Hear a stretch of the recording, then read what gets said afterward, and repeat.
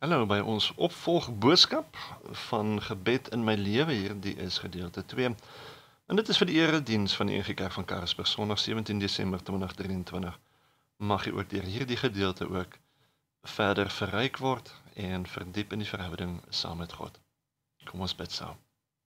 Ons dank die Here vir die absolute voorreg om weer uit die woord uit te kan lees, te kan ontdek en te kan leer. Wil jy ons bemoedig en versterk, Here, deur u Gees wat by ons is, en dit bid ons in Jesus se naam. Amen. Ons skrifgedeeltes is Joshua 1 vers 8 en dan ook Matteus 6 vers 16 tot 18. So kom ons lees dit saam. Joshua 1 vers 8 sê dat hierdie wetboek moet die rigsnoer wees vir alles wat jy sê. Oordink dit dag en nag en sorg dat jy alles uitvoer wat daarin geskryf staan. Dan sal jy slaag in wat jy moet doen. Jy sal voorspoedig wees. En dan blaai ons in die Nuwe Testament, Matteus 6. Dis natuurlik nou net nadat Jesus hulle geleer het oor die Onse Vader, en dan sê hy die volgende: As julle vas, moet julle nie so skynheiliges met lang gesigte rondloop nie. Hulle mismaak hulle gesigte sodat die mense kan sien dat hulle vas. Dit verseker ek julle, hulle het hulle beloning klaar weg. Nee, as jy vas, versorg jou hare en was jou gesig, sodat niemand kan sien dat jy vas nie, behalwe jou Vader wat jy nie kan sien nie. Jou Vader wat sien wat verborge is, sal jou beloon. Ons lees tot sover. Nou in die gedeeltes direk na die Onse Vader gebed in Matteus 6, volg Jesus dit op met 'n paar riglyne oor hoe om sekere dinge in die lewe te benader. En die eerste een wat ons dan ook vanoggend gelees het, is vas en gebed. Nou, ons is die afgelope paar Sondae besig om na gebed te kyk, en het al baie dinge daaroor geleer. Vandag sluit ons dan vereers hierdie reeks dan af. Gebed is baie belangrik, want vir ons as kinders van die Here is dit die hoeksteen vir die funksionering van ons geloofslewens. Dit is ook die grootste faktor in die funksionering van 'n gemeente. Verlede Sondag het ons begin deur te kyk na hoe gebed funksioneer in verskillende areas van ons lewens, soos byvoorbeeld jou persoonlike lewe, in jou gesin, jou gemeente en in klein groepe. Nou vandag kyk ons na nog 3 maniere hoe gebed in ons lewens kan funksioneer. Heelnag gebed. Nog een vorm van gebed in ons lewens is heelnag gebed. Dis wanneer 'n gemeente of selfs 'n geloofsgemeenskap besluit om vir die hele nag bymekaar te kom en saam te bid. En 'n vraag wat dan baie keer gevra word, maar hoe op aarde kry mense dit reg om heelnag te bid? Mense kuier baie keer heelnag by 'n hotel of by 'n partytjie of 'n geleentheid. So om vir 'n hele nag te kan bid is net so moontlik vir enige toegewyde Christen. Dit hang alles af waar en op wat ons prioriteite is. Of ons is ernstig oor herlewing of ons is nie. Daar is selfs gemeentes waarvan mense elke Vrydag aand bymekaar kom om saam deur nag te bid. Saterdag sonder enige slaap is hulle weer terug werk toe. In 2 spesifieke psalms, is nou Psalm 63 en 119, verwys Dawid daarna dat hy deur nag in gebed deurbring. Jy weet mos wanneer iets jou so pla dat jy eintlik nie kan slaap nie of heel nag rondrol, dan moet 'n mens dalk Dawid se voorbeeld volg. Opstaan en eintlik heel nag deurbid. Dit is dalk net die oplossing wat ons nodig het. Dan kan ons ook nie anders as om net weer te dink aan Filippense 4 vers 6 tot 7 wat sê: Moet oor niks besorg wees nie, maar maak in alles julle begeertes deur gebed en smeking en met danksegging aan God bekend. En dan die belofte net daarna in vers 7: En die vrede van God wat alle verstand te bowe gaan, sal oor julle harte en gedagtes die wag hou in Christus Jesus. Nog 'n area natuurlik is vas en gebed. Om te vas is om vrywilliglik en doelbewus jouself te weerhou van voedsel met die doel om op gebed te fokus. 'n Interessante opmerking van wat Jesus se disippels in die bergrede leer, is dat Jesus nie sê wanneer ons vas nie, maar dat hy aanvaar dat hulle gaan vas. Vas was vir hulle 'n geloofsoefening wat hulle goed geken het. Dis iets wat hulle aanvaar het as deel van hulle manier om hulle geloof uit te leef. En vas is 'n baie belangrike en tog veronderstel om algemene geestelike dissipline te wees vir ons as Christene. Ek wonder of mense deesdae net vas om dalk gewig te probeer verloor, maar dis nie dieselfde soort vas nie. Ons dink byvoorbeeld aan Jesus se voorbeeld, waar hy na die woestyn toe gegaan het en gevas het. En nadat hy deur die duiwel versoek is, kom hy dan na daai vas, kom hy terug in die krag van die Heilige Gees. En ek is redelik daarvan oortuig dat om die Heilige Gees te hê, beteken nie dat jy noodwendig kragtig in die Gees gaan wandel nie. Maar my ervaring is, dat die weg na die krag in die Gees, veral in gebed, is deur te vas en bid. Selfs Paulus het ook sy bediening begin deur te vas en te bid. In die eerste gemeente het elke keer voor belangrike besluite oor die bediening het hulle eers gevas en gebid. Wanneer ons vas en bid, raak ons al meer geestelik sensitief vir die Here. Dalk omdat jy as mens in jou honger dalk al hoe meer jou broosheid as mens onthou, wat jou weer help om in die regte posisie vir God te wees, naamlik in 'n nederige afhanklikheid, wat dan veroorsaak dat daar al hoe meer krag in ons lewens kom om die verkeerde dinge te kan teenstaan. Maar hoe werk dit? Voedsel is een van die mees basiese behoeftes van alle lewende wesens. Dit is een van die sterkste motiverende kragte in ons liggame, selfs al voor geboorte. En as ons hierdie natuurlike intense begeerte kombineer met ons natuurlike geestelike begeerte om te kommunikeer met ons geestelike bron, dan veroorsaak dit 'n baie groter intensiteit. En wanneer jy jou liggaam se begeerte na kos na 'n paar dae begin om te kombineer met jou begeerte na God, dan kom daar eintlik 'n helderheid in jou gedagtes en 'n soort van vryheid in jou gebed wat regtig besonders en anders is. Met vas is dit dus 'n vrywillige en 'n doelbewuste nederigmaking van jouself voor God. En nederigheid is een van die belangrikste komponente van Christendom voor God, as ons God wil vind. Die Bybel sê nie eers dat God nie van hoogmoed hou nie. Die Bybel sê sommer duidelik daaroor dat God totaal en al die hoogmoedige weerstaan. En vas en bid is 'n fisiese en 'n geestelike leegmaak van onsself, om in 'n besonderse posisie voor God te wees, 'n posisie waarin God sy reaksie daarop gewoonlik baie meer die moeite werd is. Nederigheid is natuurlik nie die enigste ding wat sterk nodig is rondom vasse gebed nie, maar ook vergifnis. Vergifnis is daardie ongelooflike manier om 'n mens net vrymoediger te maak voor God. Dit is amper asof jy weet dat God se genade gekoppel is aan jou, juis deur die vergifnis. Miskien is dit die familie wat iets gedoen het, of besigheidsvernote, of selfs vriende. En dan soek jy geregtigheid teen hierdie mense, soos wat jy dink geregtigheid moet wees. En as geregtigheid nie plaasvind nie, dan word jy eintlik bitter en volhard. En baie mense ontwikkel dan as gevolg van hierdie bitterheid en haat fisiese simptome wat direk verband hou met hulle onvergewensgesindheid.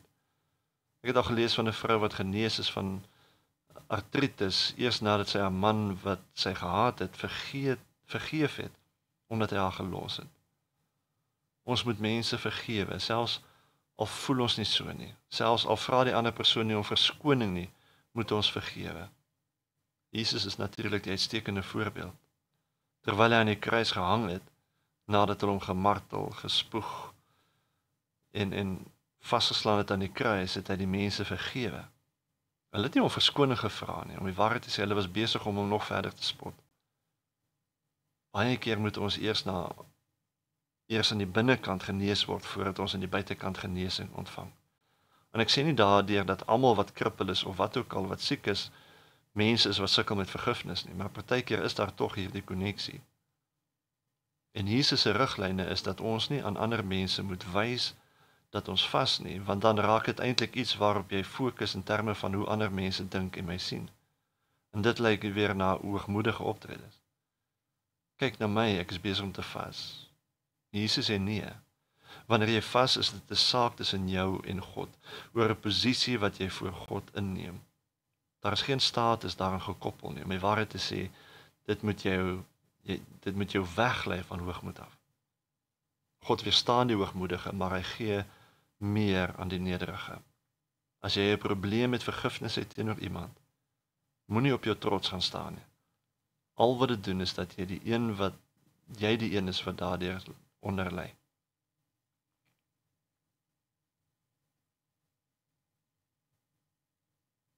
Skrap hy al wat dit doen. Al wat dit doen is dat jy die een is wat daaronder lê, fisies en geestelik. Selfs die mediese rigting stem deesdae ooreen dat genesing baie beter is as ons gesond is in ons siel. En dit beteken dat vas en gebed, gekombineer met vergifnis, kan veroorsaak dat ons baie gesonder gemeentes dalk kan hê. Maar as jy aan een of ander kwaal ly, wil ek jou tog net aanmoedig om eers met jou dokter te praat oor vas, voordat jy enige vas van meer as 2 na 3 dae wil aanpak. En asseblief moet nooit langer as 21 dae probeer vas nie, want dan begin jy jou liggaam beskadig. Nog 'n area natuurlik is meditasie en gebed. Meditasie het baie keer eintlik 'n konnektasie aan die oosterse gelowe en is party mense versigtig daarvoor. Maar meditasie is wanneer jy oor iemand of iets bepeins of oor reflekteer. En dit vra dissipline, want 'n mens se gedagtes het 'n neiging om maklik te dwaal. En meditasie is 'n integrale belangrike deel eintlik van gebed. Omdat ons aksies bepaal word deur ons wil. En aangesien ons wil baie beïnvloed word deur ons denke, as ons dus ons denke kan beheer, met ander woorde bepeinsing, dan kan ons handelinge ook beter beheer. Die Here het aan Josua gesê om sy gebooie dag en nag te bepeins. Met ander woorde daaroor te mediteer. Nou baie keer wat Christene begin om op die Here te mediteer, begin hulle gedagtes buite beheer rond te dwaal. En dan raak hulle verveeld of dan selfs in die slaap. En wat help is om meer op iets spesifieks te mediteer en nie op iets meer algemeen nie. Ek mediteer byvoorbeeld op gedeeltes in die Bybel wat die Here wil gebruik in boodskappe. En ek vertrou dat die Heilige Gees die regte woorde dan sal gee. Maar ek mediteer ook op enige nuwe rigting wat ek moet ingaan of geleentheid wat voor my is. Dis gewoonlik 'n meditasie wat die Heilige Gees 'n mens kan stuur en lei rondom 'n spesifieke ding. En God se vrede is 'n baie belangrike komponent rondom die Heilige Gees se leiding. Maar natuurlik om suksesvol te mediteer moet 'n mens eers stil raak vir die Here. En persoonlike ondervinding het my geleer dat dit gewoonlik enigiets van 5 tot 30 minute kan vat om werklik stil te raak vir die Here. Baie mense kan nie God se stem binne hulle hoor praat nie, juis omdat hulle nie werklik stil word vir meditasie nie. Die dinge in hulle gedagtes en in die wêreld raas te veel in hulle koppe. Elia het hierdie ervaring gehad in 1 Konings 19, waar hy nie vir God gevind het in die dinge wat raas nie, nie in die aardbewing, die vuur of selfs die wind nie. Nee, hy het God gevind in die stilte, 'n fluisterstem. As ons besig is om te mediteer, is ons besig om God se stem te soek. En dit gaan hand aan hand met die woord van God. God sal nooit iets sê wat nie ooreenstem met sy woord nie. Meditasie op die woord van God is dus 'n moed vir ons. Nog 'n aspek van meditasie is om partykeer net saam met God te wees, om sy teenwoordigheid te geniet, of verfris te word deur die Gees. En dis om te wandel met God vir geen spesifieke rede nie. Soos 'n kind wat maar net sommer saam met sy pa wil gaan stap, of net saam met hom wil sit. Net om met hom te wees vir 'n tyd. En hierdie meditasie op God saam met God is besig om ook in my eie lewe eintlik goud werd te word. Dit is nog steeds besig om te ontwikkel en ek leer al hoe meer. Soos byvoorbeeld dat al voel ek niks en al hoor ek niks in die windel saam met God nie, dat ek tog baie meer geseënd en verfris is daarna. Want al voel dit dalk nie vir my so nie, al dink ek dalk nie so nie, is ek tog in die teenwoordigheid van die Here. Vas en gebed en meditasie is om alle parte binne jou skoon te maak, selfs te vervang, sodat God se seën en sy Gees al hoe meer duideliker deur jou kan vloei, sodat jy al hoe meer die vrug van die Gees kan ervaar en leef. Hierdie vorme van gebed is nie sommer net dinge wat gedoen moet word by tye nie. Dit is nie werklik iets wat jy ligtelik besluit om 'n paar keer net vinnig te doen nie. Dit is 'n leefwyse. Dit word deel van jou stap saam met God elke dag. En dit maak sin. Iemand wat lief is vir sy vrou of man, maak dit 'n leefwyse om tyd te maak vir mekaar. Hoeveel te meer, ook nie vir ons in ons verhouding met God nie. Amen. Kom ons bid. Hemelse Vader, baie dankie vir hierdie voorbeelde wat ons uit die woord uit het, en selfs die opdrag om, Here, te vas, te mediteer dag en nag. En Here, wanneer ons gaan tyd maak, gaan moeite maak met hierdie dinge, glo en vertrou ek, dat U elkeen wat dit hoor en sal doen, Here, dat U hulle sal seën, sal versterk in die geloof en sal verfris met nuwe krag en vrede. En dit bid ons vir elke ene toe wat dit hoor. In die naam van Jesus Christus ons Here. Amen. Ontvang nou ook die seën van die Here. Die Here sal U gebede verhoor, U bystaan in nood en met U wees oral waar U gaan. Amen.